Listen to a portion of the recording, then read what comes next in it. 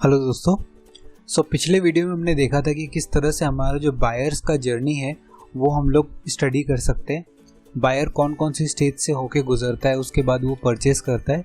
अगर ये हम लोग जान लेते हैं तो ये एक ऐसा मंत्र है अपने बिजनेस के लिए, अपने डिजिटल प्रेजेंस के लिए, कि उसको कोई भी मात नहीं दे सकता।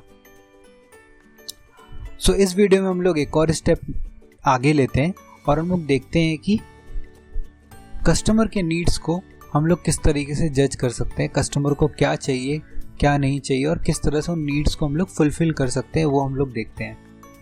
यहाँ पे देखिए, अंडरस्टैंडिंग कस्टमर नीड्स। सबसे पहले तो आपको कस्टमर को स्टडी करना पड़ेगा और समझना पड़ेगा कि वो कौन है। एक स्मॉल प्राइवेट कंपनी है, बिग एमएनसी है। समझिए कि वो क्या करते हैं, उनका ऑक्यूपेशन, इंटरेस्ट किस चीज़ में है, उनका परचेजिंग साइकिल किस तरह से होता है और वो लोग किस तरीके से खरीदते हैं, वेबसाइट के थ्रू खरीदते हैं, ऐप के थ्रू खरीदते हैं, इन पर्सन खरीदते हैं और आपसे क्या एक्सपेक्टेशंस है। तो जब ये 5 इंपॉर्टेंट चीज़ों को आप जान जाएंगे तो आप समझेंगे कि आप कस्टमर के बारे में काफ़ी सारा डिटेल आपके पास है। आप जानते हैं कि वो कौन से स्टेज में किस तरीके का एक्शन ले सकता है और उसी हिसाब से आपके बिजनेस में वो बेनिफिशियल साबित होगा। लास्ट वीडियो में जिस तरह से हमने बायर्स का जर्नी देखा था, उसी तरीके से हम लोग सेल्स फनल भी देख लेते हैं। जाते हैं अपने नेक्स्ट स्लाइड में।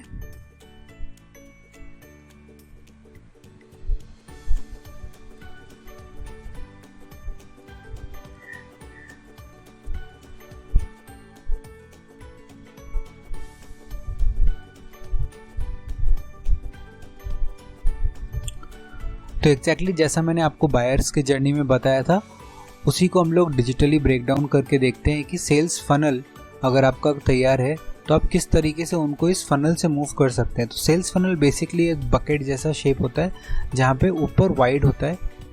तो यहाँ पे आपको ट्रैफिक लेके आना है। अब डिजिटल मीडियम के बारे में हम लोग बात कर रहे हैं तो वो ट्रैफिक आपका सोशल मीडिया से आ सकता है, वेबसाइट से आ सकता है, आपके एडवर्टाइजमेंट से आ सकता है, लिंक्डइन से आ सकता है। तो आप कहीं से भी वो ट्रैफिक अपने वेबसाइट पे लेके आ रहे हैं और लेके आने के बाद आप उनको अवेयर कर रहे हैं अपने प्रोडक्ट के बारे में। तो यहाँ पे जो स्टेज 1 है वो है हमारा draw potential customers through marketing campaigns.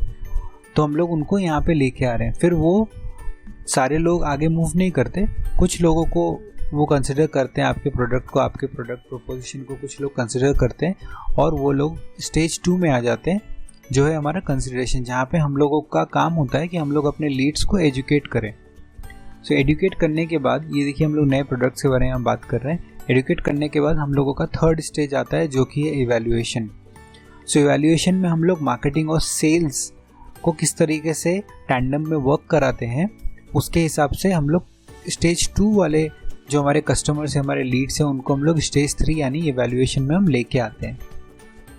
और फाइनली हमारे स्टेज 4 है जहाँ पे परचेज होता है। ये परचेज स्टेज के बाद भी हम लोग कई और सारे बॉटम ऑफ द फनल के स्ट्रैटेजीज देख सकते हैं, जहाँ पे हम लोग और भी इस तरीके से फनल को हम लोग क्रिएट करते हैं ताकि हमारे एग्जिस्टिंग कस्टमर्स हमारे लिए एडवोकेट्स बन जाए। उनके वर्ड ऑफ माउथ से हमारा जो ये फनल है वो ऑटोमेटिकली फीड इन होता रहे नए कस्टमर्स के साथ, क्योंकि यहाँ पे जो कस्टमर्स हैं वो जब वर्ड ऑफ माउथ रखेंगे, बाकी लोगों को बताएंगे, तो ये हमारा एक प्रोसेस है जो ऑटोमेटिकली चलना शुरू हो जाना चाहिए।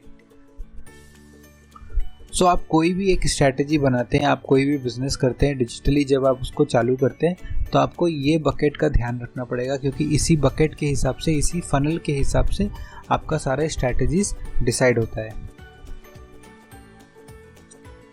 मूव करते हैं हम लोग अपने नेक्स्ट स्लाइड में।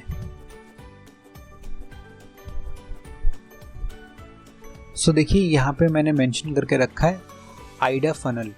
ठीक है, आइडा मॉडल क्या होता है? Awareness, interest, desire, action. तो हमने जो फनल लास्ट स्लाइड में बात किया, सेम वही प्रोसेस है, बट इसको और आप थोड़ा अच्छे से समझ पाएंगे कस्टमर किन किन प्रोसेस से, किन किन स्टेजेस से होके जाता है। सबसे पहले तो हम लोगों का ये स्ट्रैटेजी होता है कि हम लोग उसको अवेयर कर सके कि हमारा ये प्रोडक्ट है, आपके इस प्रॉब्लम का ये सॉल्यूशन दे सकता है। सेकंड, जो भी हमने उनको अवेयर किया उसके बाद हम लोग उनका इंटरेस्ट ग्रैब करते हैं। उनका हम लोग इंटरेस्ट ग्रैब करने के बाद उनको हमने पिच किया है ना एक सॉल्यूशन, तो यहाँ पे हम लोग उनका इंटरेस्ट ग्रैब करेंगे और थर्ड है हमारा उनका डिज़ायर, कि उनको हम लोग सॉल्यूशन दिखा चुके हैं, अब वो लोग डिज़ायर कर रहे हैं और सिर्फ हम लोगों को उनको एंड पुश देना है, एंड में उनको एनकरेज करना है ताकि वो एक्शन ले सके। सो कस्टमर जर्नी के हिसाब से देखिए कई तरह के मार्केटिंग चैनल्स है जो आप यूज़ कर सकते हैं। जैसे डिस्प्ले एड्स के लिए अवेयरनेस क्रिएट करने के लिए आप डिस्प्ले एड्स यूज़ कर सकते हैं, सोशल मीडिया कर सकते हैं, मीडिया कवरेज, प्रेस रिलीज़ वगैरह कर सकते हैं, SEO SEM, इसके बारे में हम लोग और डिटेल में आगे चल के देखेंगे। बट ये सर्च इंजन ऑप्टिमाइजेशन है जिसमें हम लोग गूगल पे टॉप पे आने के लिए बहुत सारी स्ट्रैटेजीज अपनाते हैं और अपने वेबसाइट को और बेटर करने की कोशिश करते हैं। उसी तरीके से सर्च इंजन मार्केटिंग PPC यानी एडवर्टाइजमेंट इंस्टेंट सक्सेस के लिए। नेक्स्ट है हमारा वेबसाइट, जहाँ पे हम लोग प्रमोशंस कर सकते हैं, कैंपेन्स रन कर सकते हैं, और फाइनली ईमेल मार्केटिंग। सो अगर आप देखेंगे तो अवेयरनेस क्रिएट करने के लिए आप मोस्ट ऑफ ऑल चैनल्स आप इसको यूज़ कर सकते हैं डिजिटल मार्केटिंग के। उसके बाद डिपेंडिंग अपॉन कौन से स्टेज में आप हैं, जैसे इंटरेस्ट, डिज़ायर, एक्शन, आप अलग अलग चीज़ों को रन कर सकते हैं। सो अपने बिजनेस के हिसाब से आप कोई ऐसे भी चैनल्स हो सकते हैं जिनको आप इन स्टेजेस में भी रन कर सके, जैसे डिस्प्ले कैंपेन्स, डिस्प्ले एड्स, ये सब आप एक्शन वाले स्टेज में भी कर सकते हैं, डिज़ायर वाले स्टेज में भी आप रन कर सकते हैं। तो डिपेंड करता है कि आपके बिजनेस के लिए क्या फिट बैठेगा। पर ये ज़रूर है कि आपको डिजिटल मार्केटिंग चैनल्स के बारे में पता होना चाहिए और आपको कस्टमर जर्नी के बारे में मालूम होना चाहिए, ताकि आप ये चार्ट को खुद से लेआउट कर सकें। सो आपके लिए नेक्स्ट स्टेप ये है कि आप इस चार्ट को प्रिंट आउट करिए और अपने जो भी आपका फाइनल एंड गोल है, आपका मार्केटिंग ऑब्जेक्टिव है, उसके हिसाब से आप ये चार्ट को प्रिपेयर करिए कि आप कौन से स्टेज में क्या एक्शन ले सकते हैं। आगे जब हम लोग और इसको ड्रिप डाउन करेंगे तो आपको समझ में आएगा कि SEO क्या है, SEM क्या है और किस तरह से ये फिट बैठता है, कौन से स्टेज में किस में फिट बैठता है।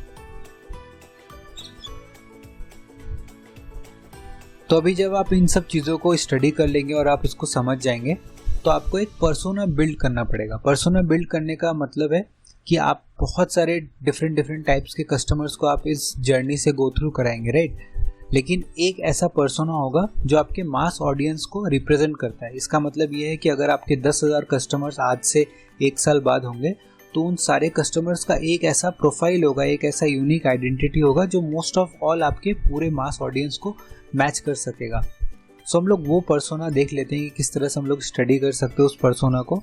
जाते हैं हम लोग अपने नेक्स्ट स्लाइड में।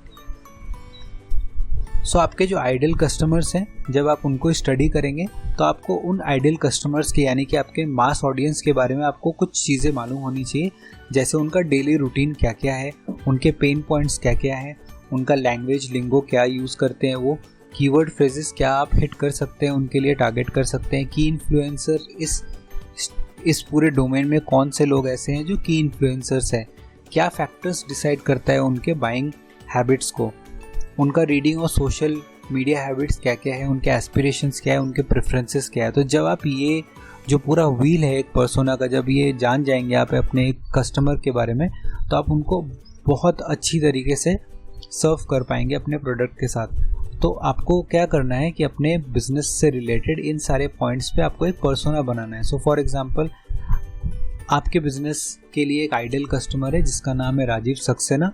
तो उसका डेली रूटीन क्या है, वो सुबह कब उठता है, किस टाइम पे वो ऑफिस जाता है, क्या क्या चीज़ें वो करता है, उसके पेन पॉइंट्स क्या क्या हैं, कौन से उस लैंग्वेज वो बात करते हैं। सो आप समझ गए, राइट। ये सारी चीज़ों को आपको गो थ्रू करना पड़ेगा अपने पर्सोना को लेकर। और एक बार जब आप ये पूरा डिटेल्स बना लेंगे तो आपको एक चार्ट में इसको डालना पड़ेगा। ये देखिए, बायर पर्सोना प्रोफाइल। सो आपको ये प्रोफाइल बनाना पड़ेगा जहाँ पे आप अपना जो बायर है, कस्टमर है, उसका आप यहाँ पे लिखेंगे नाम, डिस्क्रिप्शन, बिफोर एंड आफ्टर चीज़ों के बारे में सब लिखेंगे, कस्टमर जर्नी, कंसिडरेशन, अवेयरनेस, ये सारी चीज़ों का आप अपना फिल करेंगे। सो ये फिल करने से आपको एक अच्छा स्टडी मिलेगा, अच्छी से आपको अंडरस्टैंडिंग मिलेगी अपने कस्टमर और उसके माइंडसेट के बारे में। जब आप ये फिल कर लेंगे तो हम लोग इसको आगे चल के कोर्स में फेसबुक, गूगल, इन सब में एड्स रन करते समय, मार्केटिंग ऑटोमेशन प्लेटफॉर्म बनाते समय हम लोग वो सब में ये स्टडी, आपका ये जो आप यहाँ पे बना रहे हैं पर्सोना, इसी के हिसाब से हम लोग बहुत सारे डिसीजंस लेंगे सो इसको भी आप प्रिंट करिए, प्रिंट करके अपने बिजनेस से रिलेटेड, अपने जॉब से रिलेटेड या जो भी चीज़ में आप ये पर्सोना मार्केटिंग ऑब्जेक्टिव आप सेट कर रहे हैं उसके हिसाब से आप ये अपने कस्टमर का पर्सोना बनाइए। सो दोस्तों इस वीडियो में सिर्फ इतना ही। पर्सोना पक्का से बनाइए क्योंकि इससे आपको बहुत सारी नेक्स्ट लर्निंग डिपेंडेंट होगी। Thank you so much.